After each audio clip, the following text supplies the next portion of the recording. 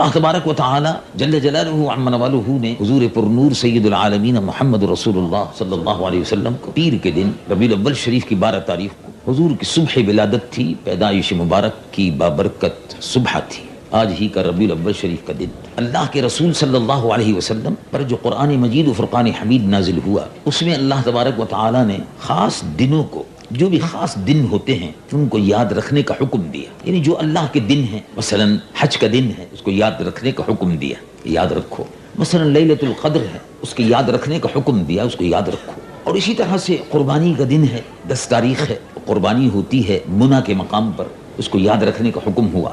جو بھی اہم دن ہوتے ہیں ان کے ساتھ کوئی نہ کوئی واقعہ ہوتا ہے، اس کے یاد رکھنے کا اللہ رب العالمین نے حکم دیا۔ پچھلی امتوں کو بھی یہی تھا اور حضور کی امت کے لیے بھی یہی حکم ہے۔ چنانچہ قرآن مجید و فرقان حمید میں اللہ رب العالمین جل جلالہ عم نوالہ اپنے محبوب حضور پر نور محمد رسول اللہ صلی اللہ علیہ وسلم کو ارشاد فرماتا ہے کہ اے محبوب، ان کو یاد دلائیے۔ کیا یاد دلائیے؟ رب العالمین جل جلالہ عم نوالہ ارشاد فرماتا ہے وَذَكِّرْهُمْ بِأَيَّامِ اللَّهِ، ان کو اللہ کے جو دن ہیں ان کو یاد دلائیے، ایمان والوں کو اللہ کے دنوں کو یاد دلائیے۔ حج کا دن ہے، اس کو یاد دلائیے، حج کا دن۔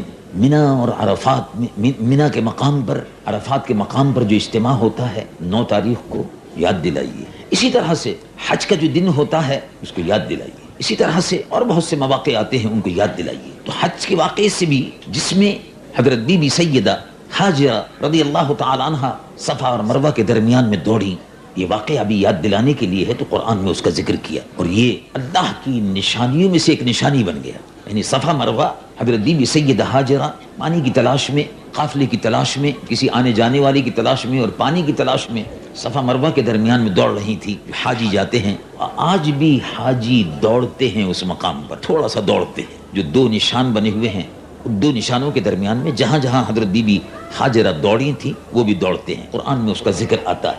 رب العالمین جل جلالہ عم نوالہ ارشاد فرماتا ہے ان الصفا والمروۃ من شعائر اللہ، یہ شاعر اللہ، اللہ کی نشانیوں میں سے ایک نشانی بن گیا یہ واقعہ۔ اسی طرح سے مکے میں کچھ لوگوں نے، ابرہہ ایک بادشاہ تھا، اس نے اپنے ملک میں ایک بہت بڑا عبادت خانہ بنایا۔ مکے والوں کو یہ بات بری لگی کہ اس نے یمن میں بت خانہ بنا لیا، یمن میں پلیس آف ورشپ بنا لی، اور ہمارا جو کعبہ ہے مکے میں، اب یہ اس پر آدمی کم آئیں گے، یمن میں زیادہ آئیں گے شاید، تو اس کو گندا کر دیا۔ وہاں کوئی آدمی رہا، رات کو اس نے گندا کر دیا، تو اس کے انتقام میں ابرہہ بادشاہ نے، ان ریٹیلیشن آف دیٹ، ابرہہ بادشاہ نے مکہ معظمہ پر حملہ کیا۔ اس کا ذکر بھی قرآن میں آتا ہے۔ وہ ہاتھیوں کا لشکر لے کر آیا، اور جب ہاتھیوں کا لشکر لے کر آیا تو اس ہاتھیوں کے لشکر نے، وہ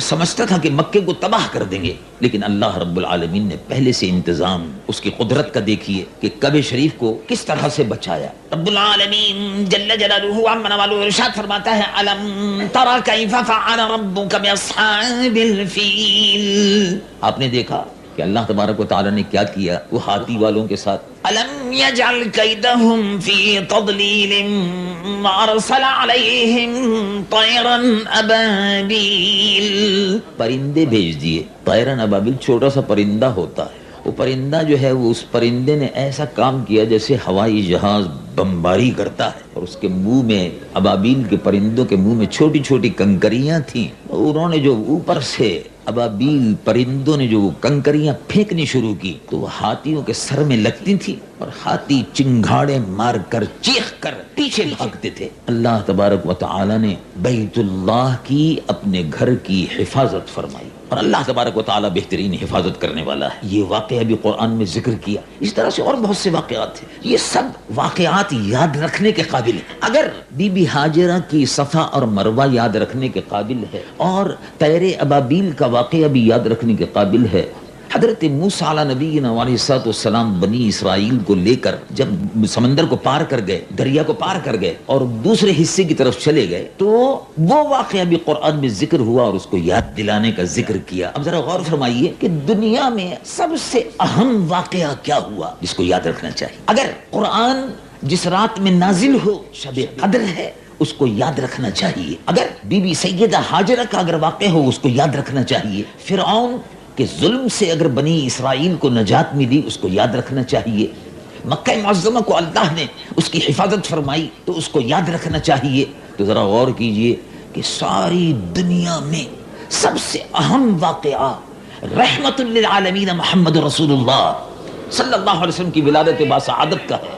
اس کو کیوں نہ یاد رکھا جائے, اس کو کیوں نہ یاد رکھا جائے.